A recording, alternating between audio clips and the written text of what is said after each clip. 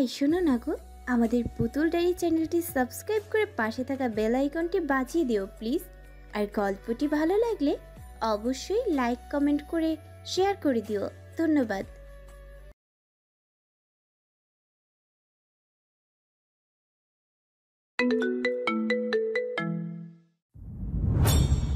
আরিমা আরহামকে নিয়ে বাগানে বসে আছে, দৃষ্টি তার শূন্যে, এদিক সেদিক খেয়াল নেই তার। এই তো কাল তার আর ফাইনের বিয়ে, আরিমা এতে কোনো প্রকার বাধা দেয়নি।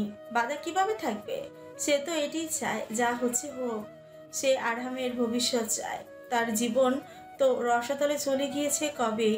তার ছেলের ভবিষ্যতের জন্য আরিমা যা ইচ্ছে তাই করতে পারে।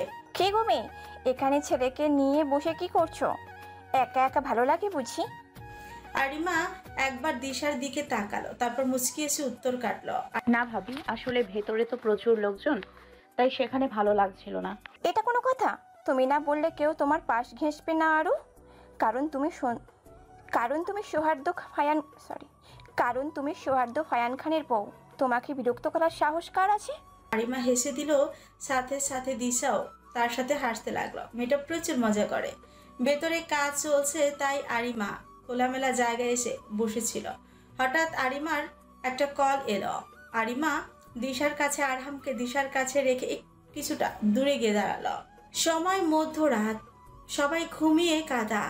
আরিমার বন্ধু মহলের সবাই উপস্থিত এইখানে।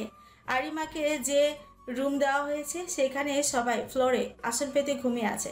সবাই গল্প করতে করতে এখানেই ঘুমিয়ে পড়েছে। আরিমা আরহামকে একবার দেখে নিয়ে আস্তে আস্তে রুম থেকে বেরিয়ে গেল। তারপর সন্তর্পণে মেইন রোড পেরিয়ে দেয়াল টপকে রাস্তায় এসে দাঁড়ালো। ফোঁস করে শ্বাস ছাড়লো আরিমা। ভাগ্যিস কেউ দেখেনি। হাতে থাকা ব্যাগ নিয়ে একটা ঝোপের আড়ালে চলে গেল। আরিমা কিছু সময় বাদে সেখান থেকে বেরিয়ে এলো সম্পূর্ণ ভিন্ন রূপে। কালো স্যুট প্যান্ট পরা, তার উপর হুডি চাপানো, বোঝাই যাচ্ছে না ছেলে না মেয়ে। পারফেক্ট লোক। সব রেডি? Yes ma'am. আরিমা একটা অন্ধকার ঘরের দিকে এগিয়ে গেল। সামান্য আলো ব্যর্থ হচ্ছে ঘরটাকে আলোকিত করতে। আরিমা গটগট শব্দ তুলে রুমটাতে ঢুকলো, যেখানে আগে থেকে একটা লোক আধমরা হয়ে পড়ে আছে। আরিমা লোকটার সম্মুখে দাঁড়ালো। নিশাদ, মনে হচ্ছে খুব ভালো খাতির যত্ন করেছে বলে লোকটার মাথায় চুল খামচে ধরলো আরিমা। লোকটা উল্টো হয়ে ঝুলন্ত রক্ত টপটপ করে নিচে গড়িয়ে পড়ছে। চুল জোরে টান লাগাতে এই লোকটা আরো ব্যথায় কুকিয়ে উঠল। অবশ্যই বেশ তোষামত করেছি বেচারাকে, তবু মুখ ফুটে কিছু বলছে না। মনে হচ্ছে মেয়েদের রোল প্লে করছে। আরিমা নিশাতের দিকে মুখ ঘুরিয়ে তাকাতেই বলল, কপাল ফাটে তবু মুখ ফাটে না। Shut up. নিশাত ভদ্র ছেলের মতো মুখে আঙুল দিয়ে চুপ হওয়ার অভিনয় করে দাঁড়িয়ে আছে। বলেনি তো কি হয়েছে বলবে। কেন আমার কলিজার উপর হাত দিয়েছিস নিশাদ? আমি কিছু জানি না, এটা শুধুই অ্যাক্সিডেন্ট ছিল ম্যাম, মাফ করে দিবেন প্লিজ, আমি ইচ্ছে করে করিনি ম্যাম। বলি কাঁদতে লাগলো লোকটি। আরিমার বেশ মায়া হলো, ইচ্ছে করছে নিশাতের ঘাড় মুটকে দিতে। এদিকে আরিমার চাহনি দেখে নিশাত ঠক গেল। এত বড় ভুল কি করে করলি তুই? শালাকে এখনো জীবিত রেখেছিস কেন? আরিমার এহেন কথায় সবাই ভ্যাবাচেকা খেয়ে গেল। লোকটা আবার ভ্যা ভ্যা করে কাঁদতে লাগলো। তুই জানিস না তুই কার কলিজায় হাত দিয়েছিস? কি ভেবেছিস আমি চিনতে পারবো না তোকে? খুব ভালোভাবে আমি তোকে চিনি। তুই বলবি নাকি আমি আঙ্গুল বাঁকা করব? বলে আরিমা ঠাস করে পরপর কয়েকটা খুশি বসিয়ে দিল লোকটার মুখে। নিশাত, মেয়েটাকে ভেতরে নিয়ে আয়। নিশাত গিয়ে একটা বাচ্চা মেয়েকে ধরে নিয়ে আসলো। মেয়েটা নিশাতের কোল থেকে বাবা বাবা বলে কাঁদতে লাগলো। লোকটা অসহায় চোখে একবার তার মেয়ের দিকে তাকালো, তারপর বলল, ম্যাম আমি সব বলছি, আমার সত্যিই কোনো দোষ নেই। আমাকে অনেক টাকা দিতে চেয়েছিল তারা, আমি অসহায় ছিলাম। আমার মেয়ে অসুস্থ ছিল, তাই অপারেশনের জন্য অনেক টাকা লাগতো। আমার কোনো দোষ নেই ম্যাম। বলেই কাঁদতে লাগলো লোকটা। আরিমা এমনিতেই বাচ্চাটার কোনো ক্ষতি করতো না। নিশাত, লোকটাকে বাড়ি পাঠিয়ে দে, সাথে কিছু টাকা। হ্যাঁ, কি বলিস এসব? খানবিলায় তুফান উঠেছে। ফায়ান তার রুমে জিনিসপত্র একটা একটা করে ভেঙে ফেলছে। রাগে তার ছোঁয়া শক্ত হয়ে এসেছে। বাহির থেকে কেউই দরজা ধাক্কা দিয়েও তার মন গলাতে পারছে না। ফায়ানের বাবা ফিরোজ খান, তার বড় ভাই জাভেদ খান বাসায় এসেছে। তারা শুনেছে তাদের ছেলের নাকি বিয়ে, তাই হন্তদন্ত ছুটে এসেছে। কাকে বিয়ে করছে ফায়ান তাদের একবারও জানায়নি। কিন্তু এখানে এসে দেখে ঘটনা উল্টো। মেয়ে বাসায় নেই, পালিয়ে গেছে, তাই ফায়ান ঘরে ভাঙচুর করছে। হ্যালো নাদিম, ভাই আপনি দরজা খুলছেন না কেন? জলদি আমার রুমে আসো। দরজা না খুললে কিভাবে যাব? কাঁদো কাঁদো ভঙ্গিতে কথাটা বলল নাদিম। আরে ছাগল কোথাকার, বেলকনির দরজা খোলা আছে, পাশের রুম থেকে লাফ দিয়ে আসো। হ্যাঁ ভাই, এত বড় রিস্ক? তুমি এখন না আসলে তোমাকে আরিমা কিডন্যাপের কেসে জেলে পুরে দেব। নাদিম তৎক্ষণাৎ ফোন কেটে নাউজুবিল্লাহ আস্তাগফিরুল্লাহ বলে পাশের রুম থেকে ফায়ানের রুমে গেল। ধপ করে কিছু পড়ার শব্দ পেয়ে ফায়ান বেলকুনিতে গিয়ে দেখলো নাদিম কাত হয়ে পড়ে আছে। ফায়ান নাদিমকে টেনে তুলল। আসলেই গাধা তুমি, বিয়ের কোনো আয়োজন যেন নষ্ট না হয়। সবাই বিয়ের কার্যক্রম করতে থাকো, সঠিক সময় বিয়ে হবে, তোমরা মজা করো, মাস্তি করো, আমি আসছি। ফিরোজ খান ছেলেকে বলল। কোথায় যাচ্ছিস বাবা? মেয়েটা পালিয়ে গেছে তো। ফাইন এক পলক আরহামের দিকে তাকালো। বেচারা তার মাম্মার জন্য কাঁদতে কাঁদতে দুর্বল হয়ে পড়েছে। বাবা মনে করো আমি বউ আনতে যাচ্ছি, সঠিক সময়ে চলে আসবো। বলে ফায়ান নাদিমকে নিয়ে বেরিয়ে এলো বাসা থেকে। নিজের কাজ নিজের হাতেই করবে সে। এদিকে বন্ধুমহলের ভাবনা জুড়ে শুধুই আরিমা আর আরিমা। সে কিছুতেই আরহামকে রেখে কোথাও যাওয়ার মেয়ে না। কিছু তো রহস্য আছেই এখানে। ফায়ান গাড়ির স্টিয়ারিং এর উপর মাথা রেখে চোখ বন্ধ করে আছে। এমন কোনো জায়গা নেই যেখানে আরিমার খোঁজ করেনি সে। বরাবরের মতোই সে হতাশ। স্যার কোথায় পেলাম না ম্যামকে? তাহলে কি ম্যাম নিজ থেকে নিখোঁজ? ফায়ান বেশ বিরক্ত হলো নাদিমের কথা, কিন্তু আপাতত চুপ আছে সে। কিছু ভাবছে ফায়ান। ও শিট বলেই একটা ঘুষি দিল ফায়ান সিটে। এত বড় মিস্টেক কিভাবে হতে পারে তার? আরিমার লাস্ট লোকেশন চেক করো। করেছি ভাই, আপনাদের বাসার সামনে যে মোড় আছে ওখানে এসে থেমেছে। আগে বলনি কেন? ফায়ানের স্বর শান্ত, কিন্তু কথাগুলো ভয়ঙ্কর শোনাচ্ছিল। ভাই ভুলে গেছিলাম, আমি ভাবছিলাম ওটার দরকার হলে আপনি জিজ্ঞেসই করতেন। আজকাল বেশি বোঝা শুরু করেছো দেখছি। হ্যাঁ, নাদিম ঠোক গেল। নাদিম মাথা নিচু করে চুপ হয়ে থাকলো। এখানে বেশি কিছু বলা মানে নিজের পায়ে নিজেই কুড়োল মারা। গাড়ি ঘোড়াও, মোড়ের কাছে গাড়ি থামাবে, যেখানে লোকজন কম, ফার্স্ট। আরিমা থাম মেরে বসে আছে একটা ছোট্ট কুঠিরে। দিনের বেলাতেও অন্ধকার লাগছে ঘরটা। বাহির থেকে কিঞ্চিত সূর্যের আলো কুটিরের দেয়ালে এসে স্থান পেয়েছে। আচ্ছা, এখন কয়টা বাজে? তার কাছে ঘড়ি নেই, না আছে ফোন। সবকিছু রাতেই নিয়ে নেওয়া হয়েছে। আরিমা বসে বসে ফায়ানের অপেক্ষা করছে কখন আসবে নেতা সাহেব। তার বিশ্বাস ফায়ান তাকে খুঁজতে আসবে, কারণ এতে তার স্বার্থ রয়েছে। বাহ, এত সুন্দর করে বসে বসে কি ভাবছ? নিশ্চয়ই আমার কথা। এত ভেবো না পাখি, আমি তোমার সাথে আছি। আরিমা লোকটার দিকে শান্ত ভঙ্গিতে তাকালো। এভাবে দেখো না পাখি, আমি যে কন্ট্রোললেস হয়ে পড়ি। আরিমা নিশ্চুপ। চিন্তা করো না সোনা, কিছুদিন পরে আমরা আমাদের সন্তানকে নিয়ে আনার ব্যবস্থা করব। আরিমা এবার খেকিয়ে উঠল। খবরদার আমার ছেলের দিকে তুমি তোমার নোংরা হাত বাড়াবে না। আরহাম আমার ছেলে, আমি তার বাবা, আমি তার মা। তোমার মতো অসভ্য নর্দমার কীট কখনো কারো বাবা হবার যোগ্যতা রাখে না রাজ। ইস জান পাখি, তোমার মুখে আমার নামটা এত সুইট শোনা, কি যে বলবো। আরেকবার ডাকো শোনা। চুপ করো তুমি। আমাকে এখানে আনার উদ্দেশ্য যেটা সেটা কখনোই পূরণ হবে না। নেতা সাহেব এসে আমাকে নিয়ে যাবেই, অপেক্ষা করো। না, কিভাবে উদ্দেশ্য পূরণ করতে হয় তা রাজ ভালো করেই জানে। সোজা আঙ্গুলে গিনা উঠলে রাজ আঙ্গুল বাঁকাতেও পারে, তাও খুব জঘন্যভাবে।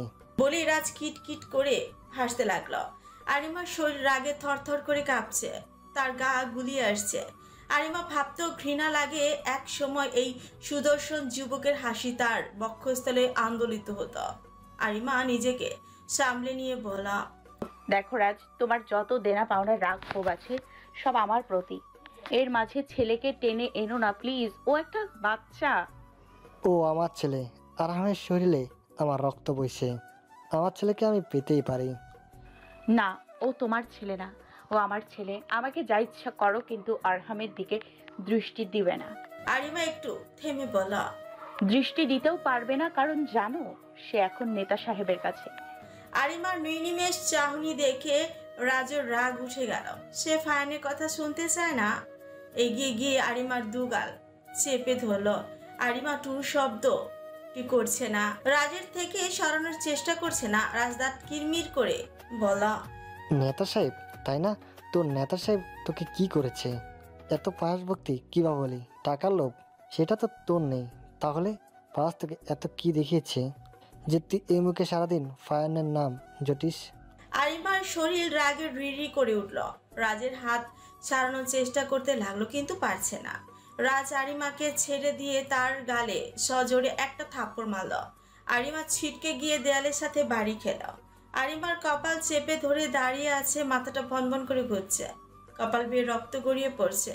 রাজ একটু এগিয়ে এসে বলল, একটু অপেক্ষা করো সোনা, একটু কষ্ট সহ্য করো, একটু পর আমাদের বিয়ে হবে, আর তোমার মুখে ফায়ানের নাম আরেকবার নিলে তোমাকে ছিঁড়ে ফেলবো সোনা।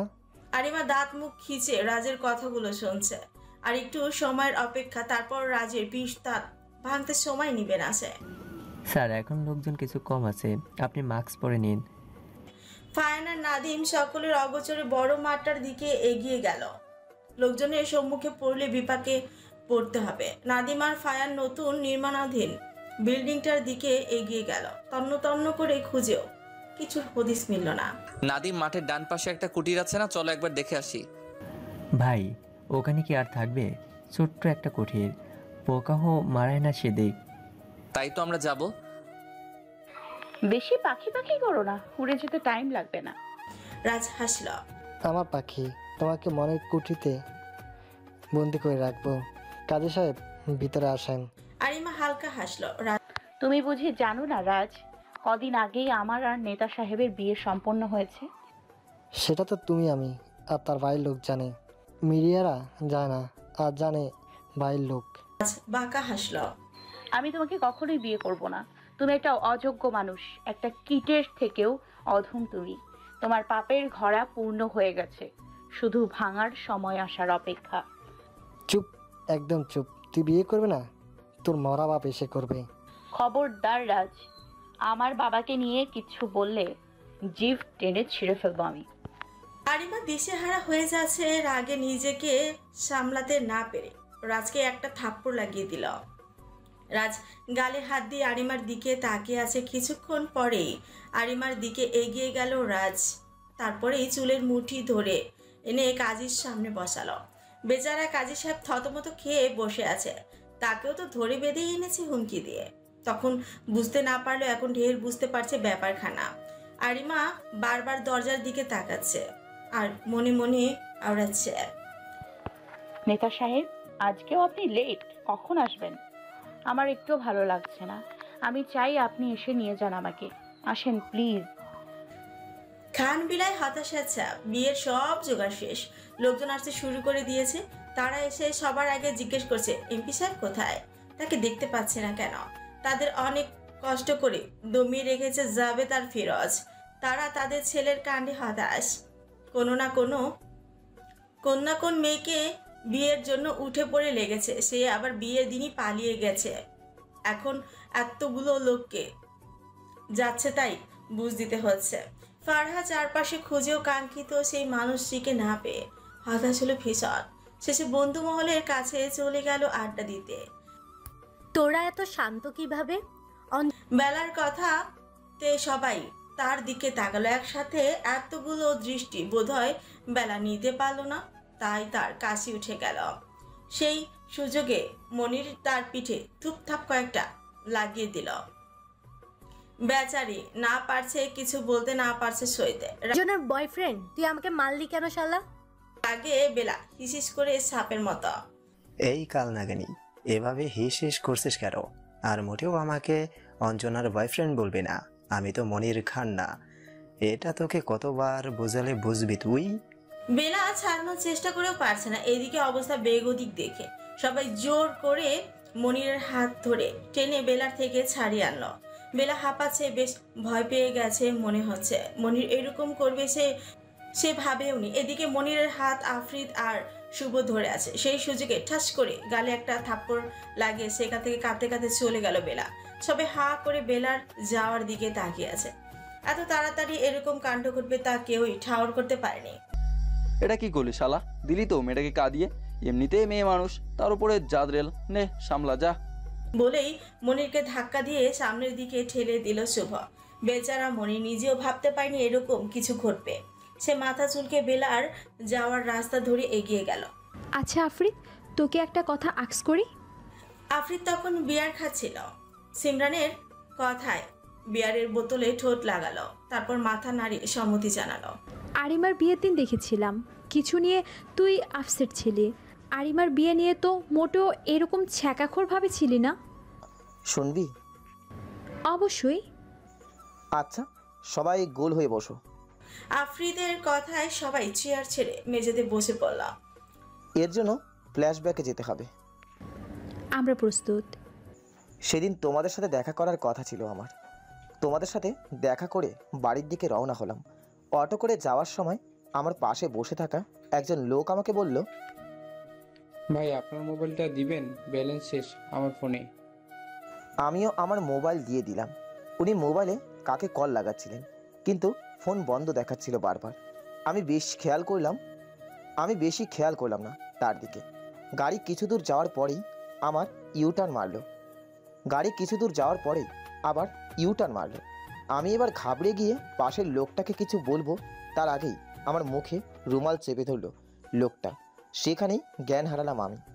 তারপর সবার উচ্চ আওয়াজে প্রকোপে আফরিদ নিজের কান চেপে ধরল। থামবি তোরা, পাঠা কোথাকার? আমরা পাঠা না, তুই পাঠা। ও হ্যাঁ, তোরা তো পাঠি। ইফরিতের বাচ্চা। থাম তোরা, আমার কাহিনীর মাঝে কথা বলিস না তো। আবার শোন ফ্ল্যাশব্যাক। যখন জ্ঞান ফিরল তখন দেখলাম একটা গাছের সাথে বাঁধা আমি। মাথাটা কেমন ঝিমঝিম করছে। ঝাপসা চোখের সামনে তাকিয়ে দেখলাম ভূতের মতো একটা খাপ্পা আমার সামনে দাঁড়িয়ে আছে। একবার মাথা নাড়ালাম, তারপর আবার তাকিয়ে দেখলাম ওটা খাম্বা নয়, ওটা একটা মানুষরূপী ভূতের খাম্বা দাঁড়িয়ে আছে। কে আপনি? আমাকে ধরিয়ে নিয়েছেন কেন? ওপাশ থেকে কোনো আওয়াজ আসলো না। কে আপনি? কথা বলছেন না কেন? আমার পরিচয় জেনে তোমার লাভ নেই বাচ্চা। আমি যা বলছি তুমি তাই করো। কি বলবেন আমাকে? আমি শুনবই বা কেন? কে আপনি? আগে শোনো। শুনলে ছেড়ে দেবেন? লোকটা হাসলো। অবশ্যই। তুমি তোমার ভাই নাবিল খানকে সৌভাগ্য ফাহাদ খানের কাছে খারাপ বানাবে। What nonsense! কখনো না। হুশ, আগে শোনো পুরাটা। ফাহানের কানে এই খবর পৌঁছে দেবে যে নাবিল ফাহানের প্রতি দুর্বল, আর বাকিটা ফাহান দেখে নেবে। বলে খ্যাক খ্যাক করে হাসতে লাগলো লোকটা। আপনার কথা আমি কেন শুনবো? Are you? I am. বলবো, অবশ্যই বলবো, কেন বলবো না। বাচ্চা, তুমি আমার কথা অনুযায়ী কাজ না করলে। লোকটা পকেট থেকে ফোন বের করলো, তারপর একটা ভিডিও প্লে করলো যেখানে দেখা যাচ্ছে ভাইয়া গাড়ি করে বাসায় ফিরছে, আর তার পাশের গাড়িতেই একজন লোক বন্দুক তার করে আছে। ভিডিওটা দেখে আমার ভাবনায় যেন ওভার হারালো। ঠিক তখনই লোকটা বলল, দেখো বাচ্চা, তুমি যদি আমার কথা অনুযায়ী চলো তাহলে তোমার ভাই বেঁচে যাবে। ফাইন এতটা নির্দয় না যে তার বিশিষ্ট কর্মচারীকে মেরে দেবে। কিন্তু তুমি যদি আমার কথা না শোনো, জানোই তো বাচ্চা আমি প্রচুর নির্দয়। আমি রাজি, প্লিজ আমার ভাইয়ার কোনো ক্ষতি করবেন না, সে ছাড়া আমার আর কেউ নেই, প্লিজ। আহা বাদশা, কাঁদে না। আমার কথা অনুযায়ী চললে তোমার ভাইয়ের কিছুই হবে না। আমি রাজি। Good boy. তারপর লোকটা আমার গায়ের দড়ি খুলে দিল।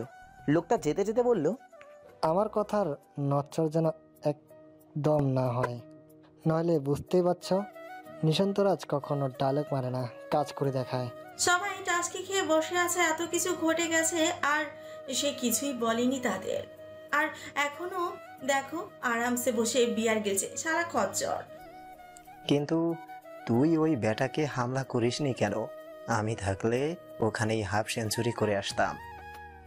আফরিদ খিকখিক করে হাসতে হাসতে বলল, হ্যাঁ আমি সেঞ্চুরি করতে যেতাম, আর ওই ভূতরে খাম্বা আমাকে 6টাও মারতে না দিয়ে আমাকে মেরেই সেঞ্চুরি করে দিত। কেন? ওনার পাশে গার্ড ছিল। সবাই আবার নিতিয়ে গেল। শর্ট করে সিমরান বলল, তাহলে তুই এত শান্ত কিভাবে? ফায়ান স্যার সব জেনে গিয়েছিল, তাই আরিমকে বিয়ে করে নিয়েছে। কিন্তু এর মাঝে আরিম এলো কোথা থেকে? আরিম স্যারের বউ হয়ে গেল। ফারহা বাসা থেকে বের হয় না, বিয়ের যানজটে সবাই ব্যস্ত থাকবে। ফারহাও গার্ডের সাথে থাকবে। সবাই আবার চুপচাপ। ফারহা ওয়াশরুমে এসে মুখে পানি দিয়েছে। ট্যাপের পানির সাথে করে চোখের পানিও ঝরছে। নিজেকে কেমন অসহায় লাগছে। নিশান্ত রাজ, আমি আপনাকে যে মন দিয়ে বসেছিলাম। চারপাশে পিনপিনে নীরবতা বিরাজ করছে। কাজী বহু সময় যাবৎ কাগজ কলম নিয়ে বসে আছে। এদিকে কোণে রাজি হচ্ছে না। বিপদ এসে ঘাড়ে চেপেছে তার। এখান থেকে কেটে পড়তে পারলেই বাঁচা যায়। সাইন করবে না তো? কখনো না। আমার স্বামী থাকতে তোমাকে কখনোই বিয়ে করব না। স্বামী, আরেকবার এই কথা বলে দেখ।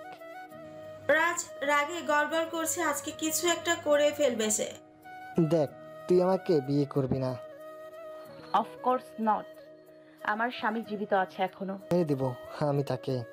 আরিমা হেসেও দিল, তারপর বলল, তুমি মারবে নেতা সাহেবকে? Nice joke. এ পাখি, তুই না আগে আমাকে চোখে হারাতে, এখন কেন ভালোবাসা না আগের মতো? বলতে বলতে রাজ আরিমার গালে হাতের আজলায় ভরে নিল। আরিমা তবুও ঠায় দাঁড়িয়ে আছে। বাসা না ভালো আগের মতো আমাকে? ভালোবাসবো, তাও তোমার মতো কিটকে। আগে আমি বড্ড বোকা ছিলাম, তাই একজন খুনিকে মন দিয়ে ভালোবেসেছিলাম। তোর সাথে এখনো ভালো ব্যবহার করছি দেখে ভাবিস না আমি সব ভুলে বসেছি। এবার রাজ তার গাল চেপে ধরল। তুই আমাকে কি করবি পুচকি মেয়ে একটা? তোর দুর্বলতা আমি জানি না ভেবেছিস? খতম করে দিব যেভাবে খতম করেছিলাম নামিসাকে। আরিমার চোখ দুটো মুহূর্তে জ্বলে উঠল। সে রাজের হাত দুটো ধরে পেছনে মুড়িয়ে নিল। তারপর তার এক হাতের কোণের সাহায্যে রাজের গলা আঁকড়ে ধরল। জোরে চেপে ধরে আছে আরিমা রাজের গলাটা। রাজ হাঁসফাঁস করছে, কিছুতেই ছুটতে পারছে না। আরিমার হাতে এত শক্তি এলো কিভাবে তা বোধগম্য হলো না রাজের। ঠিক তখনই ফায়ান আর নাদিম প্রবেশ করল। আরিমার এমন রূপ দেখে নাদিম ভরকালো, কিন্তু ফায়ান নির্বিকার। তুই কি ভেবেছিস আমি কিছুই জানি না? সব ভুলে গেছি। সুযোগের অপেক্ষায় ছিলাম, তোকে তিলে তিলে মারবো আমি। আমার সব কষ্টের কারণ তুই, একমাত্র তুই আমার জীবন নরক করে তুলেছিস। পরপর কয়েকটা পাঁচ মেরে দিল রাজ মুখে আরিমা। তারপর তাকে মাটিতে ছুঁড়ে ফেলল। আরিমা, আমার এত কিছুর পিছনে দায়িত্বরা তোরা না আমাকে ট্রেনিং করেছিলি? ভুলে গেছিস সব? তোরা আমার জীবনকে নরক করেছিস। কি ভেবেছিস আমি কিছু জানি না? তোকে ভালোবাসাটা আমার জীবনের প্রথম ভুল ছিল। দ্বিতীয় ভুল হলো তোকে বাঁচিয়ে রাখা। রাজের চুল টেনে ধরল। এদিকে কয়েকটা ঘুষি খেয়ে রাজের অবস্থা বেহাল। সে আরিমাকে ধাক্কা দিয়ে পালাতে গেলে ফায়ান বলে উঠল, পালাতে চেষ্টা করো না, লাভ হবে না। নাদিম এগিয়ে এসে রাজকে ধরে বাইরে নিয়ে এলো। সেখানে আগে থেকে পুলিশ দাঁড়ানো ছিল। নাদিম রাজকে দিয়ে এসে ফায়ানের পাশেই দাঁড়ালো। আরিমার কথা নাদিমের মাথার উপর দিয়ে গেছে সব। একটা ব্যাপার সে বুঝতে পারছে, এক সময় আরিমা রাজকে ভালোবাসত। তা বউ, আপনার কাজ শেষ হলে যেতে পারি? আমার বাচ্চাটা অপেক্ষায় আছে আপনার। আরিমার চোখ তুলে ফায়ানের দিকে তাকালো। সে এই অবস্থায় বিয়ে করবে কিভাবে? চিন্তা করো না বউ, ইতিহাসে এই প্রথম কোনো মেয়ে হুড়ি পড়ে কপালে রক্ত শুকিয়ে যাওয়া অবস্থায় বিয়ের পিঁড়িতে বসবে। বলে ফায়ান আরিমাকে কোলে তুলে হাঁটা লাগালো। এই আপনার সমস্যা কি? হ্যাঁ, যখন তখন কোলে উঠিয়ে নেন কেন? লুইজ্জা নেতা সাহেব। চুপ করবে? আমার সমস্যা হচ্ছে, কোল থেকে ফেলে দিব একদম। অন্যদের দেখি বউ পক পক করলে বর চুমু দিয়ে চুপ করিয়ে দেয়, আর এই ফটকা আমাকে থ্রেট দিচ্ছে।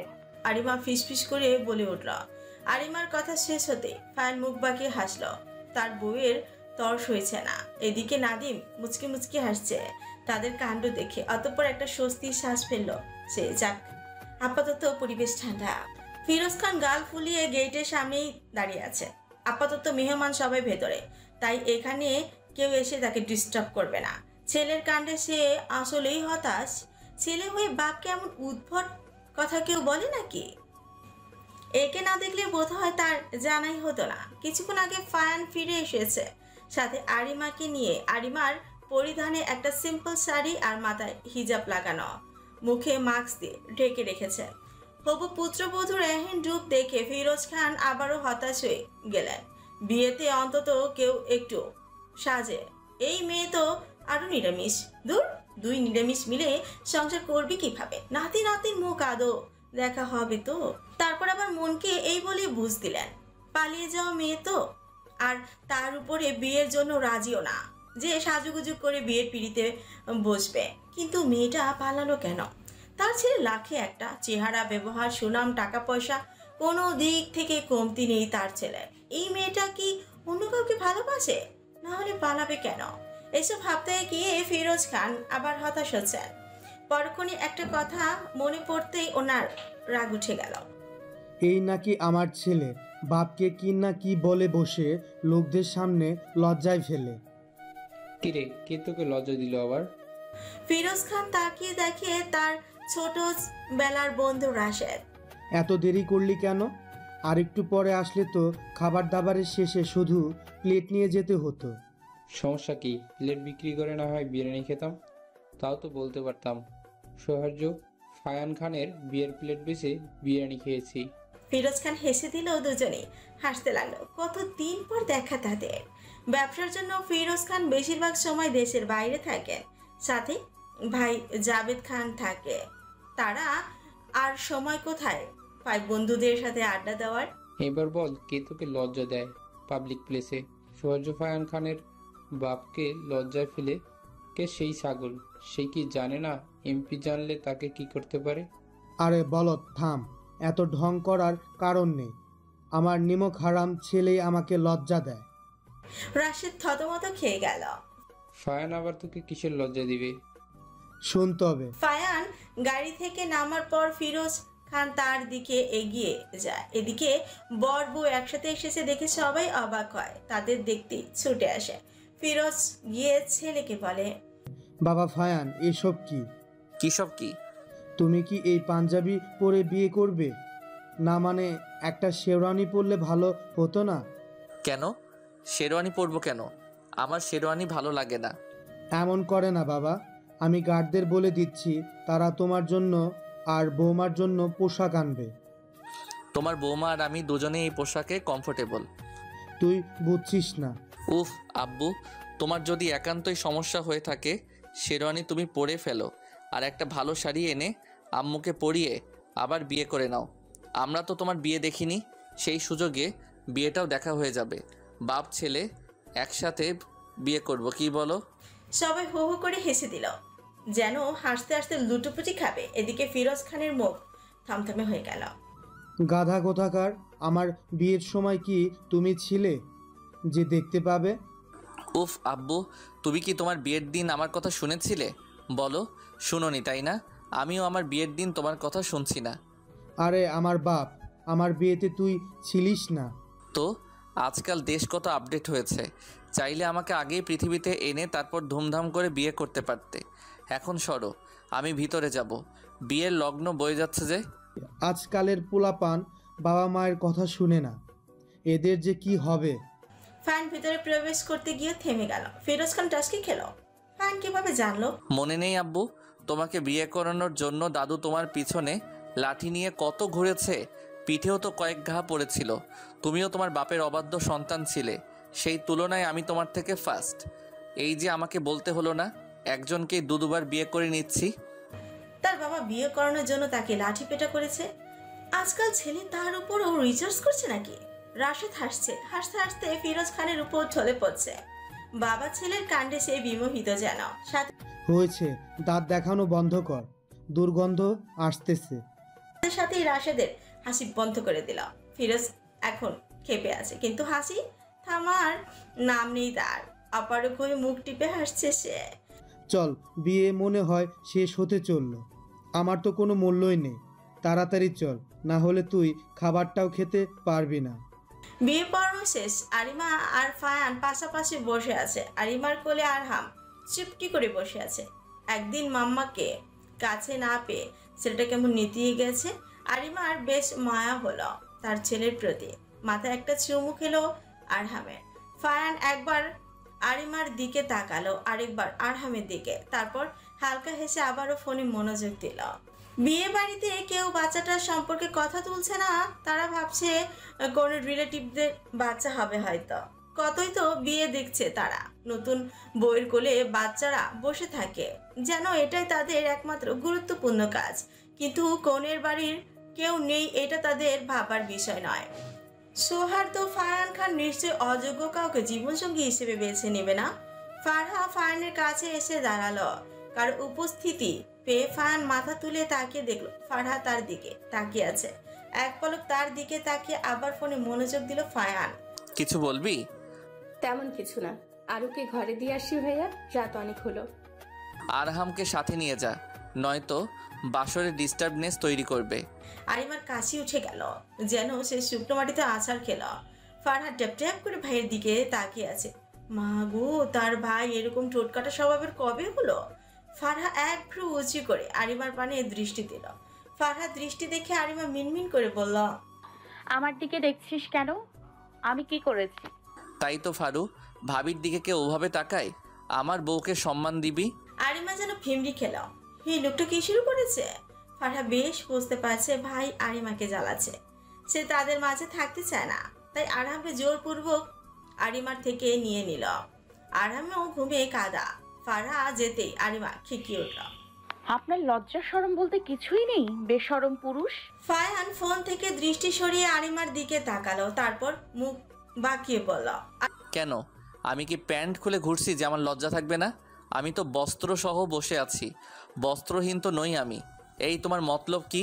আরিমা এবার চোখ বড় বড় করে তাকালো ফারহানের দিকে। আমার মতলব মানে? তুমি কি ইনডাইরেক্টলি আমাকে বস্ত্রহীন অবস্থায় দেখতে চাইছো? বলেই ফারহান সন্দিহান চোখে তাকালো আরিমার দিকে। আরিমা হা করে ফারহানের দিকে তাকালো। তার নেতা সাহেব কি দিন দিন লাজ লজ্জা খোয়াচ্ছে? ছি ছি, ভয়ঙ্কর কাণ্ড। ফারহান আরিমার দিকে ধ্যান দিল না। মেয়েটা এবার কিছুক্ষণ ভাবুক তাকিনি। বউয়ের ভাবনায় থাকাটাও একটা যোগ্যতা। ভালো লাগে, ভাগ্য লাগে। তার উপর বউ সুন্দরী হলে তো কথাই নেই। এই যে আমার হতাশ বাবা, এভাবে ঘুরঘুর করছো কেন? কে হতাশ? আমাকে তোর হতাশ মনে হয়? না, তুমি তো সারাদিন কথায় কথায় হতাশ হয়ে পড়ো, তাই এই নাম তোমার জন্যই পারফেক্ট। হারামজাদা, বিয়েটা খালি শেষ হোক। চুল খুলে দাও, বেনি ভেঙে দাও, বন্ধু আমার ভাঙা মনের শত্রুতা ভরে দাও আবার। উদ্ভট তুমি আর তোমার সব কবিতা। হঠাৎ রুমে ফারহানের উপস্থিতি পেয়ে ভরকে গেল আরিমা। মাত্রই তো সেই রুমে আসলো, এখনই ফারহান হাজির। আমার রুম আমি আসবো না? আরিমা তবদা খেয়ে গেল। যেভাবে চোখ দুটো রসগোল্লার মতো বানিয়ে রেখেছো তাতেই বুঝে গেছি। ও যাকগে, তোমার কবিতাটা সুন্দর ছিল, কিন্তু কবিতায় সামান্য ভুল আছে। আরিমা প্রুপচকে তাকালো, তার কবিতায় কি ভুল আছে? ফারহান এক পা এক পা করে আরিমার দিকে এগিয়ে গেল। তারপর তাকে পেছন দিক ঘুরিয়ে ক্লিপ দিয়ে আটকানো চুলগুলো ছেড়ে দিল।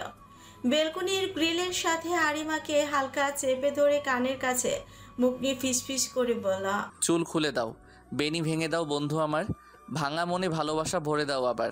আরিমা ইচ্ছুক কেঁপে উঠলো, তা বুঝতে পেরে ফারহান বাঁকা হাসলো। আরিমার চুলে মুখ ডুবিয়ে হালকা ঘ্রাণ নিল ফারহান।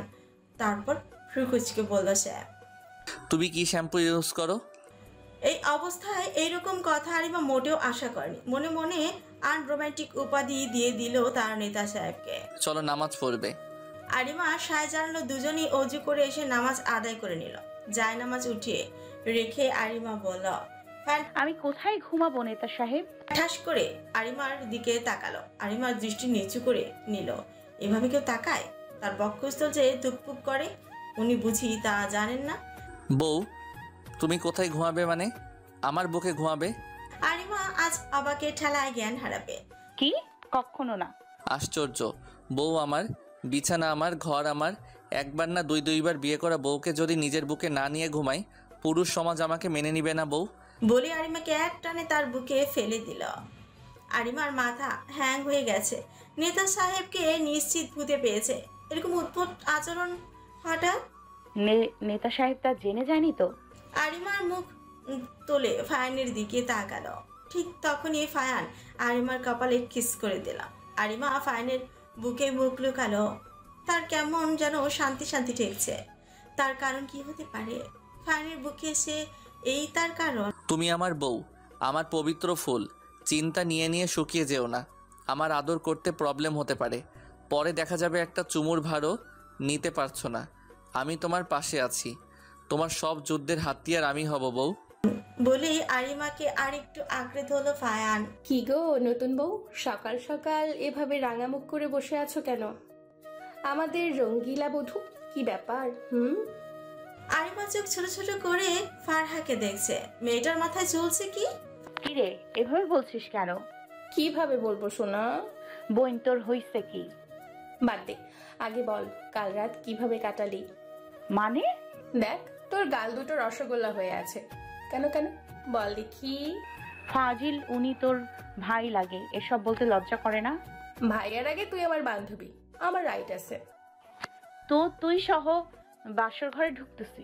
পাড়া এবার কপাল চাপড়ালো। কাকে কি বলছে? দুজনেই নিরামিষ, তা তোর বোঝা উচিত ছিল। ভাইয়া কোথায়? তুই একা কেন রুমে?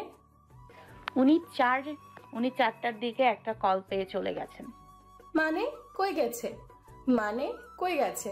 আটকালি না কেন? আজ তো বউ ভাত। তোর ভাই কোনো বাচ্চা না, যথেষ্ট অ্যাডাল্ট উনি, তার ওপর একজন নেতা, ওনার তো কতই কাজ আসবে। কি রে, একদিনেই পাক্কা গিন্নির ভাব যে, রাতে তো বেশি পড়েছে বুঝি। বলে কিটকিট করে হাসতে লাগলো ফারহা। আরে ধুর পাগলা, সেসব কিছুই না। আচ্ছা তুই ভাইয়াকে ভালোবাসিস তাই না, সে ছোটবেলা থেকে? আরিমা হকচকে গেল। এসব কি বলছে ফারহা? সে কি সব জেনে গেল? মানে এসব কি বলছিস? কি আমি জানি সোনা। কিভাবে? আমার হাসপাস লাগছে, সে এত তাড়াতাড়ি ধরা পড়তে চায়নি। দোস্ত, নেতা সাহেবকে বলিস না প্লিজ। আরিমার চোখে পানিতে টলমল করছে। এই ব্যথা যে কাউকে বোঝানোর নয়। সেই ছোটকাল থেকে একজনকে মন দিয়ে বসেছিল, কিন্তু শরীর যে বিরাট ভুল করে বসেছিল। এরকম ভুল কিভাবে করেছিল সে? ছি, ফাইন সব জানলে তাকে কি মেনে নিবে?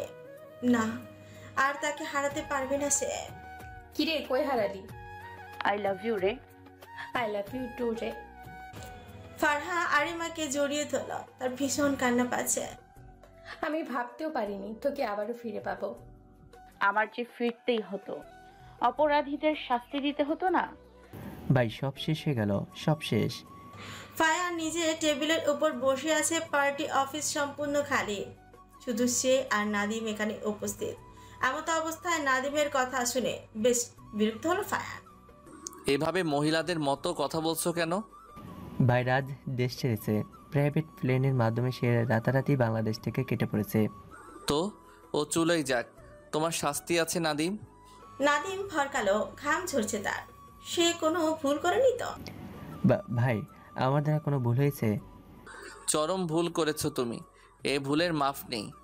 ভাই তোমার কি আক্কেল গুরুম হয়েছে? কাল আমার বিয়ে হলো, বউয়ের সাথে বাসর তো দূরে থাক, একটু শান্তিতে ঘুমাতেও পারলাম না। কি করা উচিত তোমাকে? নাদিম হাঁ করে ফাইনের দিকে তাকিয়ে আছে। সেজন্য বিশ্বাসই করতে পারছে না ফাইন এই রকম নির্লজ্জ হয়ে গেছে। পরক্ষণে নিজের মাথায় চাটি মারলো নাদিম। ভাই যদি জানে সে মনে মনে কি বলছে, নির্ঘাত করতেন যাবে তার। শোনো, একটা কথা বলি। ফাইনের গম্ভীর কণ্ঠ। নাদিম একটু নড়ে চড়ে বসলাম। আমি তোমার বিয়ে ঠিক করেছি। নাদিম চরম আশ্চর্য হলো, যেন তবদা খেয়ে বসে আছে। ভাই বউ না হলে তো বুঝবে না কিভাবে মাঝরাতে ডেকে আনো। তোমার বাসর রাতে তোমাকেও আমি এভাবে ডেকে এনে প্রতিশোধ নিব। নাদিম ভেবাচাকা খেয়ে গেল, শুকনো ঠোক গিলল। ভাই পাত্রী কোথায় পেলেন? কেন, ফারহাকে ভালো লাগে না তোমার? শেষ। নাদিম বুঝি জ্ঞান হারাবে এবার। বিয়ে করে ফাইনের মাথা একদম গেছে। কি বলছেন এসব ভাই? আমি দেখো, এত কথা বলতে নারাজ আমি। হঠাৎ ফাইনের ফোনটা বেজে উঠল। ফাইন বিরক্তি নিয়ে ফোন রিসিভ করলো। এই মোবাইলই বারবার তার বউয়ের থেকে তাকে সরিয়ে আনে। স্যার, এলাকায় মারামারি হয়েছে, জলদি আসুন স্যার। বিকেলে আসছি। কিন্তু আর কিছু বলতে না দিয়ে ফাইন কল কেটে দিল। তারপর বলল, নাদিম গাড়ি বের করো, আমার ভীষণ বউ বউ পাচ্ছে। বউটা নিশ্চয়ই রেগে আছে, তাকে মাঝরাতে ফেলে চলে আসতে হয়েছে। এই বলে ফাইন অফিস থেকে বেরিয়ে গেল। নাদিমও পিছু পিছু ছুটছে। বিয়ে করার সাইড এফেক্ট এইসব। নয়তো ভাই কাশ্মীকালেও কাজে হেরফের পছন্দ করে না। কি সাংঘাতিক সে আর ফারহা। এইসব ভাবতে গাল দুটো টমেটো হয়ে গেল নাদিমের। ইস, কি লজ্জা লজ্জা। কিরে তোর জামাই কোথায়? আরিমা খেয়ে দিয়ে এসে নিজের রুমে খাপটি মেরে বসে আছে। বাহিরে গেলেই ভেড়াগুলোর জন্য বিপাকে পড়তে হবে। কি না কি প্রশ্ন করে বসে। হঠাৎ আকস্মিক কণ্ঠে চমকে উঠে গেল সে। তোরা এখানে কেন? 6 ভেড়ার ছানাকে একত্রে দেখে আরিমা ভোর গেল। যাদের থেকে পালানোর চেষ্টা করছে তারাই হাজির। ছাড় তো, এইসব নেতা ফেতার চরিত্র গবরের মতো পবিত্র। দেখ কার সাথে না কার সাথে ফুর্তি করছে। আরিমা চোখ পাকিয়ে আফ্রিদের পানে তাকালো, চোখ দিয়েই ভস্ম করে দেবে যেন। দোস্ত মজা করেছি স্যার, দুশ্চরিত্র নয় আমরা জানি। আরিমা ঠাস করে একটা কিল বসিয়ে দিল আফ্রিদের পিঠে। আফ্রিদ ব্যথায় চোখ মুখ খিচে বন্ধ করে নিল। সুন্দরী মেয়েদের হাতের জোর বুঝি বেশি। আর একদিন এসব ফালতু কথা বলবি না। সরি দোস্ত, আর বলবো না। মাগো পিঠ জ্বলে যাচ্ছে যেন। কিরে বেলা, শুনছিলাম তোর নাকি ঝগড়া লাগিয়েছিলি। আরিমার কথায় বেলা মিটমিটিয়ে হাসল। তোর বয়ফ্রেন্ডের কি খবর? কাল রাতে ব্রেকআপ করেছি দোস্ত। আমার চোখ কপালে। এই মেয়ে বলে কি জামা কাপড়ের মতো ছেলে বদলায়। তো কাঁদছিস না কেন? আরেকটা পটিয়েছি তাই। বেলা টপাটপ উত্তর শুনে ফারাক ঠাস করে আফ্রিদের উপর পড়ে যেতে নিল। আরিমা তাকে হ্যাচকা টান দিয়ে সোজা করে দাঁড় করালো। কে সেই হতভাগা? বেলা মুচকি মুচকি হাসছে, বাকিরা তার দিকে তাকিয়ে আছে উৎসুক দৃষ্টিতে। মনির? আরিমা চিৎকারে সবাই কানে হাত দিল। মনির? মনির তুই শেষমেশ অঞ্জনার বয়ফ্রেন্ড বেলাতে এসে থামলো। দোস্ত, মনির লজ্জায় লাল নীল হয়ে যাচ্ছে। আমার কোনো দোষ নেই, ও জোর করে আমার সাথে রিলেশনশিপে জড়িয়েছে। অসহায় কণ্ঠে বুলি আওড়ালো মনির। কি বললি তুই? এই তোরা থামবি? তোদের কাছে ট্রিট প্রাপ্য আমার। এখন বল দুলা ভাই কোথায় থাকে? তাকে দেখছি না যে। এই যে আমার শ্যালক শালিকারা, আমাকে মিস করছো বুঝি? হঠাৎ ফানের আগমনে সবাই ভরকে গেল। তাড়াতাড়ি রুম থেকে বেরিয়ে গেল সবাই। এইখানে থাকা বিপজ্জনক, তাদের জন্য সবার যাওয়ার দিকে তাকিয়ে মুচকি হাসলো ফায়ান। তারপর ঠাস করে দরজা লাগিয়ে দিল। ওপাশে যারা ছিল হঠাৎ শব্দ পেয়ে তারাও লাফিয়ে উঠল। দুলাভাই ডেঞ্জারাস। দরজা বন্ধ করলেন কেন? নিশ্চয়ই কিছু খাননি। আসেন আপনাকে খেতে দেই, অনুষ্ঠান শুরুর অনেক দেরি। ফায়ান কিছু বলল না, আরিমার দিকে এগিয়ে তাকে নিজের সাথে মিশিয়ে নিল। তারপর এক হাত আরিমার পিঠে রেখে বলল, আমার না ভীষণ বউ বউ পাচ্ছে ভাই, সব কাজ রেখে তোমার কাছে ছুটে এসেছি বউ। হারিমা হতবাক, কাল রাত থেকে এনার কি হয়েছে? কিরকম নির্লজ্জ মার্কা কথা বলছে নেতা সাহেব। আপনি দিনকে দিন নির্লজ্জ বেহায়া নেতা হয়ে যাচ্ছেন। ছাড়ুন আমাকে। ওদের বের করে দিলেন কেন? কি ভাববে? আমি তাদের বের করিনি, নতুন দম্পতিকে প্রাইভেসি দিতে হয়, তা তোমার ভেড়ার বাচ্চারা জানলেও তুমি জানো না। আপনি ছাড়ুন আমাকে লুচ্চা বেটা। আমি লুচ্চামো করেছি? ফান এক ভ্রু উঁচু করে আরিমার দিকে তাকালো। না করেননি, ছাড়েন। আরিমা ছোটার চেষ্টা করছে কিন্তু পারছে না। ফান আরিমাকে ছেড়ে দিয়ে এক হাত দিয়ে গাল চেপে ধরলো, তারপর ডান গালে একটা চুমু দিয়ে সরে এলো। আরিমা ডান গালে এক হাত রেখে হাঁ করে তাকিয়ে আছে ফানের পানে। ফান মুচকি মুচকি হেসে পড়ল। বউ আরেকটা চুমু দিব? এভাবে তাকিয়ে থেকো না, না হলে চুমুর ডোজ বেড়ে যাবে। অসভ্য, চরম অসভ্য আপনি। ফায়ান হাসতে হাসতে ওয়াশরুমে ঢুকে গেল। বাহ বৌমা তো মাশাল্লাহ। বলি আরিমা কপালে একটা চুমু খেলেও ফায়ানের খালামণি। খালামণি, তুমি ওকে চুমু না দিয়ে আমাকে দাও। মিসেস রুবিনা ফায়ানের দিকে তাকিয়ে বলা। কেন? তোকে কেন চুমু দিব? বৌমাকে দিব। কি সুন্দর দেখতে মেয়েটা। তোর মতো ছাগল কিভাবে একে পটালো? হ্যাঁ রে, কোনো কালো জাদু করিসনি তো আবার? উফ খালামণি, তুমি বোঝো না কেন? তোমার বৌমাকে চুমু খাওয়ার জন্য আমি আছি, কিন্তু আমাকে চুমু খাওয়ার জন্য কেউ নেই। বলি মুখটা দুঃখী দুঃখী ভাব করে নিল ফায়ান, যেন নিষ্পাপ শিশু সে। এদিকে আরিমা বিষম খেল। এতক্ষণ সে মুচকে মুচকে হাসছিল তাদের কাহিনী দেখে। এবার ইচ্ছে করছে এক খুশিতে বৃন্দাবন পাঠিয়ে দিতে এই ফায়ানকে। কেটে গেছে বেশ কয়েকদিন, যে যার মতো নিজের কাজে ব্যস্ত। ভেড়ার ছানাগুলো ভার্সিটি নিয়ে পড়ে আছে। নাদিম ফারহা সামনে কম আসার চেষ্টা করছে, কিন্তু ফায়ান তাকে কোনো না কোনো বাহানায় ফারহার সাথে সাক্ষাৎ করাবেই। বেচারা না পারে বলতে, না পারে সইতে। এদিকে আরিমা ফায়ানের বোধ হয়ে আছে। ফায়ানের মতিগতি ঠিক ঠাউর করতে পারছে না সে। রোজকার মতন ফায়ান ভোরে বেরিয়ে যায় আর গভীর রাতে বাসায় ফিরে। আরিমা অপেক্ষা করতে করতে ঘুমিয়ে পড়ে। ফায়ান নিজ দায়িত্বে তাকে রুমে দিয়ে আসে। দুজনের একজনও রাতে খেতে পারে না, বলা যায় ইচ্ছে করেই খায় না। আরিমার মায়াবী আদলের দিকে তাকিয়ে ফায়ান আর ঘুম ভাঙাতে পারে না। মায়া হয় তার। তাই নিজেও আর খায় না। আরিমা এতে রাগ করলেও তার নেতা সাহেবও এক কথার মানুষ, বেশি বাড়াবাড়ি করলে ফাইন বলে। বউ না খেলে বর কিভাবে খেতে পারে? আর তোমাকে কে বললো আমি খাই না? খাই তো। এই যে ঘুমানোর আগে তোমাকে চুমো খাই, এটার কাছে বাকি খাবার তুচ্ছ। আরিমা হতাশ হয় তখন, ফায়ানের দিকে তাকিয়ে থাকে। কিছু বলার নেই, বিয়ের পর প্রচুর বদলেছে ফায়ান। আজকে আরিমা ভার্সিটিতে যায়নি, তার অবশ্য কারণ আছে। আরহামকে একদমই সময় দেওয়া হয়ে ওঠে না তার আজ, তাই আরহামের সাথে সে সারাদিন আড্ডা দিবে।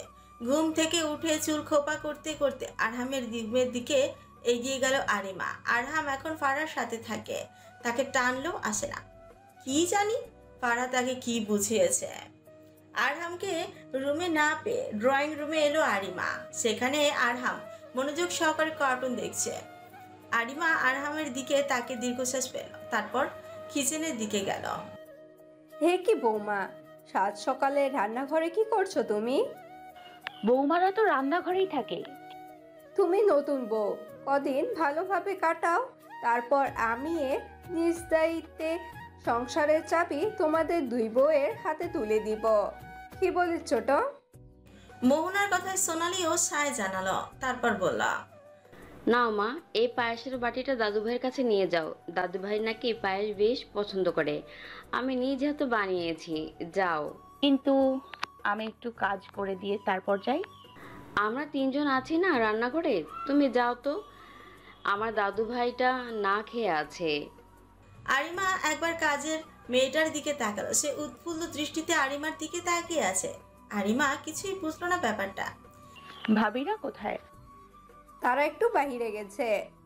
আরিমা আচ্ছা বলে সেখান থেকেই চলে এলো। তারপর আরামকে এসে পায়েস খাওয়াতে লাগলো। কি রে, ওদের দিকে এভাবে তাকিয়ে আছিস কেন? মোহনার কথায় সোনালি আরহামের থেকে দৃষ্টি সরিয়ে নিল। কোনো অপেক্ষা ঝুট ঝামেলা ছাড়াই আমি একটা নাতি পেয়ে গেছি, দেখছো না আমার হাতের পায়েস কত আয়েশ করে খাচ্ছে। ও তো তোর হাতের রান্না বরাবরই মজাই হয়। বারে ভাবি, তোমার হাতের রান্না তো আমার থেকেও মজার। কাজের মেয়েটা দুজার দ্বন্দ্ব দেখে বলে উঠল, চাচি আম্মা, আপনাদের দুজনের হাতের রান্নাই লাজবাব, যাকে বলে বিউটিফুল। মোহনা এবং সোনালি একসাথে হেসে দিল। হাসার শব্দ পেয়ে আরিমা আর আরহাম তাদের দিকে তাকালো, তারপর তারাও মৃদু হাসল। শুনছেন? আরিমা মিনমিন কণ্ঠে সোনালি তার দিকে তাকালো। হ্যাঁ মা, বলো, কিছু দরকার? আসলে আমি একটু বাইরে যেতে চাচ্ছি, আরহামকে স্কুলে ভর্তি করাবো তাই। হ্যাঁ যাও, সমস্যা নেই তো, বলে মুচকি হাসলো আরিমা। ধন্যবাদ আন্টি। আন্টি কেন বলছো মা? আমাকে মা ডাকবে। কিন্তু আন্টি, আমি তো কাউকে মা ডাকিনি কখনো, তাই হয়তো মনে থাকে না, পরের বার থেকে ট্রাই করব। বলেই মোহনা আর সোনালির থেকে বিদায় নিয়ে ছাদ থেকে নেমে এলো আরিমা। তারপর চোখ থেকে বেয়ে আসা অশ্রুকণা একটু আঙুলের সাহায্যে তুড়ি মেরে ফেলে দিল। শাস্তি দিবে সে, কঠোর শাস্তি তাদের জন্য অপেক্ষা করছে যারা তাকে এতিম বানিয়েছে, তাকে মায়ের আঁচলে থাকতে দেয়নি, যারা বাবার আদর পেতে দেয়নি তাকে। শেষমেশ বোনটাকেও তারা কেড়ে নিয়েছে, ছাড়বে না সে কাউকে। তার মনে এখন দাউ দাউ করে আগুন জ্বলছে, প্রতিশোধের আগুন দাবানল জ্বলছে তার মনে। এইদিকে মোহনা আর সোনালি একে অপরের দিকে অসহায় দৃষ্টিতে তাকালো। মেয়েটার কি খুব বেশি কষ্ট? ফারহা আর বাকিরা সহ ক্যাম্পাসে আড্ডা দিচ্ছে। আড্ডার মূল টপিক হলো মনির আর বেলা এই নিয়ে 38 বারের মতো ব্রেকআপ করলো, আর তাদের ট্রিটও এই নিয়ে 38 বার। দোস্ত, কেউ এই কদিনে এতবার ব্রেকআপ করতে পারে? তোদের না দেখলে জানা হতো না, আমাদের গিনেস বুকে নাম চলে যাবে তোদের। চালিয়ে যা। পিকচার একাংশ মুখে পুড়তে পুড়তে কথাটা বলল শুভ। তারা ওয়াদা করিয়েছিল বেলা আর মনিরকে দিয়ে যখন ব্রেকআপ হবে তাদের ট্রিট দিতে, কারণ রিলেশনের ট্রিট তারা দেয়নি। তখনই মনিররা বড় গলায় বলেছিল, কিন্তু আমরা ব্রেকআপ করলে তো তাদের কথা মিথ্যে প্রমাণিত হয়ে 3 দিনে 4 বার ব্রেকআপ করে বসে আছে এরা। তখনই বন্ধু মহল উড়ে এসে তাদের থেকে ট্রিট নেওয়ার জন্য বেলা একটা কোক ধরে নিলেই তার হাতে থাপ্পড় মারে ফারহা। খেতে খেতে ফারহা বলে, এসব আমাদের জন্য দূরে থাক মহিলা। বেলা মনিরের দিকে অসহায় দৃষ্টিতে তাকালো, মনিরও তাই। তারা দুজনেই চোখে চোখে কথা বলছে যেন। ভাই আর জীবনেও ব্রেকআপ করব না, প্রমিস। আপা এমপি সাহেব আইছে। চম্পা খানম পানির পিক তার বরাদ্দকৃত স্থানে ফেলল, তারপর রহস্যময় হাসি দিয়ে বলল, বাহ, আজকের যে এমপি সাহেব আমার দরবারে, ব্যাপার কি এমপি সাহেব, মাল লাগবো নি? ফায়ান চোখ গরম করে চম্পার দিকে তাকালো, চম্পা চুপ হয়ে যায়। নতুন কোনো মেয়ে এসেছে? চম্পা ফ্রুকুচকে ফায়ানের দিকে তাকালো। তার জানা মতে ফায়ানের চরিত্রে কোনো সমস্যা নেই, কিন্তু মেয়েদের কথা জিজ্ঞেস করছে কেন? কি হলো, কথা কানে যায় না? না, নতুন কোনো মাইয়া আছে, নাই আসবে আজ রাইতের বেলা। সব ইনফরমেশন আমার চাই, এবং এখনই। কেল্লা আপনেরে কেন দিবার যাইতাম, তারা আমার ডিম পাড়া হাঁস, তাদের দিয়া টাকা কামাবো মিয়া। যদি পুলিশের হাতে উত্তম মধ্যম না খেতে চাও, আমি যা বলছি করো। তাদের ইনফরমেশন তো আমাদের দেয় না মিয়া। তবে হ্যাঁ, রাত 2টায় এইখানে আসতে পারেন, তখনই তারা মাইয়া লইয়া আইব। ফায়ান কিছু না বলে সেখান থেকে চলে আসে। ফায়ানের যাওয়ার পানে তাকিয়ে চম্পা বলল, এমপি সাহেব, একদিন আপনেরে পাওনার লইগা কি করতাম পারি, আপনেরে দেখলা যে আমি আর আমার মধ্যে থাকতেই পারি না। আরিমা আরহামকে ভর্তি করিয়ে স্কুল থেকে বের হলো। মাস শেষ হতে কয়েকদিন বাকি, তারপর থেকে আরহাম স্কুলে যাবে। আরহামের খুশি যেন ধরছেই না, সে পড়তে যাবে। মাম্মা চলো না আইসক্রিম খেয়ে আসে। আইসক্রিম খাবে? কিন্তু যদি অসুস্থ হয়ে যাও তখন কি হবে? উফ মাম্মা, আরহাম অনেক স্ট্রং, তার মাম্মার সাথে আসছে। অসুখ আমার কাছে আসতে নিলে ক্যারাতি করে তাকে ফিরিয়ে দিব। কি দিবে না? আরিমা হাসলো আরহামের কথায়। বেশ পাকা পাকা কথা বলে তার ছেলে। তুমি গাড়িতে গিয়ে বসো, আমি আইসক্রিম নিয়ে আসি। না মাম্মা, আমিও তোমার সাথে যাব। না সোনা, আমি এই যাব আর এই আসবো। যাও গাড়িতে গিয়ে বসো। মাম্মা। আরহাম গাল ফুলিয়ে গাড়িতে উঠে বসল। আরিমা তা দেখে মুচকি হাসল। সে অবশ্য আরহামকে নিয়ে রাস্তার ওপারে যাবে না, গাড়ি লক করে রেখে গেল সে, পাছে যদি বিপদ হয় কোনো। ছেলেটার কিছু হলো তার বাঁচা দুঃসাধ্য।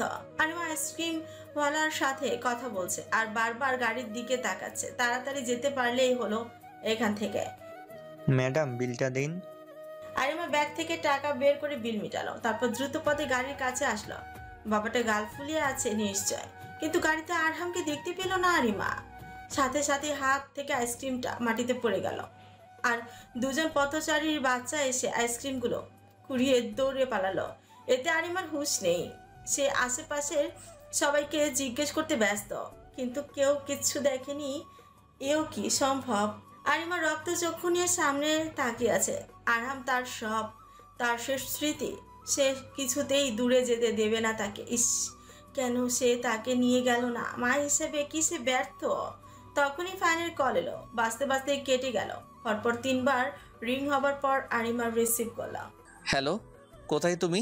আরহাম। আরহাম, কি হয়েছে আরহামের? তুমি কোথায়? আমি স্কুলের সামনে। সেখানেই দাঁড়াও, আসছি আমি। আরিমা কল কেটে দিয়ে এক দৃষ্টিতে তাকিয়ে থাকলো সামনের দিকে। হঠাৎ হুঁশ ফিরল তার। কোথা থেকে খুঁজবে সে তার কলিজাটাকে? কোথায় নিয়ে যেতে পারে আরহামকে? হঠাৎ হর্নের তীব্র আওয়াজে আরিমার কানে এসে ঠেকল। সে চোখ ঘুরিয়ে ফায়ানকে দেখে তার বুকে ঝাঁপিয়ে পড়ল। ফায়ানও নিজের অর্ধাঙ্গিনীকে তার প্রশস্ত বুকে ঠাঁই দিল। ফায়ান কাছে পিঠেই ছিল, তাই কম সময়ের মধ্যেই চলে এসেছে। নেতা সাহেব, আমার আরহাম, আমার ছেলে, আমার সন্তান। শান্ত হও, আমি আছি তো বউ। আমি থাকতে আমাদের সন্তানকে কেউ একটা আঁচড় অবধি দিতে পারবে না। আমি শান্তই আছি, খালি একটু এনার্জি দরকার ছিল, পেয়ে গেছি। এবার আমার পালা, প্রত্যেকটা পাপের শাস্তি দিব আমি। ফায়ান ভ্রুকুচকে তাকালো আরিমার দিকে। আপনি কি আমার সাথে যাবেন? অবশ্যই, বউয়ের সাথে যাব না? আমার ছেলেকে যে ফেরত আনতে হবে। আরিমার অদ্ভুত দৃষ্টিতে তাকালো ফায়ানের দিকে, কিন্তু ফায়ান তা গ্রাহ্য করলো না। আরিমাকে নিয়ে গাড়িতে বসলো, তারপর নিজে ড্রাইভিং সিটে বসলো। লোকেশন বলো। ফায়ানের মুখশ্রী মুহূর্তে গম্ভীর হয়ে উঠেছে। আরিমার থেকে ঠিকানা নিয়ে দ্রুত ড্রাইভিং করছে সে, পাচ্ছে না ছেলেটার কোনো ক্ষতি হয়ে যায়। আজকে খেলা এখানেই শেষ করব মিস্টার রায়হান শেখ। আমার দুর্বলতা দেখেছো তুমি, কঠোরতা দেখোনি, নিজে ওয়াদা ভঙ্গ করেছো, যা তোমার উচিত হয়নি। আমি আসছি, সব কিছুর বদলা নিতে পুষ্প আসছে। রেডি থেকো শেষ নিঃশ্বাস ত্যাগ করার জন্য। এইসব ভাবতে আরিমার হাত মুঠো করে নিল ফায়ান। এক পলক আরিমার দিকে তাকালো। মেয়েটার চোখ জ্বলছে, মনে হচ্ছে কিছুর তীব্র আকাঙ্ক্ষা করছে সে। ফায়ানের চোখে মুখে গম্ভীরতার ছাপ স্পষ্ট। সে এই রহস্যের শেষ দেখে ছাড়বে। 365 দিনে একটি বছর হয়। আমার কাছে একদিনকে বছর মনে হয়। বড় দুঃসহ যন্ত্রণায় কাটে প্রতিদিনের বছর। জীবন যেন শান্ত দিঘির জলের মতোই নিথর। জীবনে যেন চলছেই না। জীবন থেমে গেছে। জীবন আমার হারিয়ে গেছে ভুল মানুষের প্রেমে। জীবনের গাড়ি থামিয়ে দিল শুধু একজনা। ঈশাবেলা রে ঈশাবেলা, সেই ঈশাবেলা রে ঈশাবেলা। ঘুম আসে না দুই চোখে, ঈশাবেলাকে হারানোর শোকে। প্লিজ এবার থাম ভাই। মনির গান থামিয়ে সবার দিকে তাকালো, ভ্যাবাচাকা খেয়ে গেল সব। ফারহা আর সিমরান কানে বালিশ চেপে আছে, আফরিদ কানে হেডফোন গুজে আছে। শুভ বেচারা বই দিয়ে কাজ চালাচ্ছে, কিন্তু কোনো ক্রমেই হচ্ছে না। তাই না পেরে মনিরকে থামতে বলল। আমার ভয়েস কি এতই খারাপ? বিশাল খারাপ দোস্ত, গান বলিস না প্লিজ। মনে হচ্ছে গানটাকেই ধর্ষণ করি তুই। এত বিশ্রী ভয়েস তো ভূতেদেরও হয় না। দূর, বেলার সাথে কথা হয় না, ভাল লাগে না। তাই তো মনির খানের গান গাইছিলাম, তোরা সব মাটি করে দিলি, ছাগলের দল। সবাই একসাথে চিল্লিয়ে বলল। ভেড়ার ছানা হবে। হকচকিয়ে গেল। যাক, তার আর এখানে থেকে কাজ নেই। বেলাকে খুঁজে আনবে এসে। শুধুই রেগে বোম হয়ে থাকে আর বলে ব্রেকআপ। এবার সে বুঝেছে ওর রিলেশন কেন টিকতো না। এই তুই কোথায় যাচ্ছিস? কোথায় আবার? নিশ্চয়ই অঞ্জনাকে খুঁজতে। ফারহার কথায় সবাই সম্মস্বরে হেসে উঠল। তখনই কারো কণ্ঠে তারা ভূত দেখার মতো চমকে উঠল। কিরে বেলা, এত জলদি কিভাবে এলি? ম্যাজিক। মজা করিস না তো, যেতে আসতে প্রায় 1 ঘন্টা লাগবে। আর তুই আধা ঘন্টার মাঝে কিভাবে সব আনলি? সব ঠিকঠাক এনেছিস? আরে হ্যাঁ, আসলে কি জানিস, একটা সুন্দর হান্ডু ছেলে বাইক নিয়ে বসে আছে, পেছনে প্যাসেঞ্জার নেই। আমি ভাবলাম সিঙ্গেল বেডার একটু শখ পূরণ করি, তাই তাকে বলে বাইকে উঠে জিনিসগুলো নিয়ে এলাম। সবাই একসাথে বলে উঠল। তার মানে মনির শেষ। বেলা কিছু বলল না, একবার মনিরের দিকে তাকিয়ে চোখ ফিরিয়ে নিল। বেচারি মনিরের কাঁদো কাঁদো অবস্থা। এই প্লে গার্লের প্রেমে সে কেন পড়েছিল? এসব মেলোড্রামা বাদ দিয়ে কাজে লেগে পড়, ওরা এসে যাবে। কি কাজ করব? আফরিদের প্রশ্নে বিরক্ত হলো ফারহা। আরে ভেড়ার বাচ্চা, আজকে আরহামের জন্মদিন, আমরা সেটা সেলিব্রেশন করব। তাই বেলাকে দিয়ে প্রয়োজনীয় জিনিসপত্র আনিয়েছি। এখন ছাদে সব সাজাবো, চল তোরা। কিন্তু ওরা যদি চলে আসে? ওরা আসলে ভাইয়া সামলাবে। সবাই ছাদের দিকে রওনা দিল। আজকে খুব মজা হবে। আরিমার দেয়া লোকেশন অনুযায়ী একটা শুনশান রাস্তায় এসে থামলো তারা। বিকেল পড়ে গেছে, আর কিছুক্ষণ বাদেই হয়তো মাগরিবের আজান হবে। ফায়ান জিজ্ঞাসু দৃষ্টিতে আরিমার দিকে তাকালো। একটা জায়গাটা থেকে মনে হচ্ছে না কাউকে কিডন্যাপ করে এখানে গুম করে দিবে কেউ।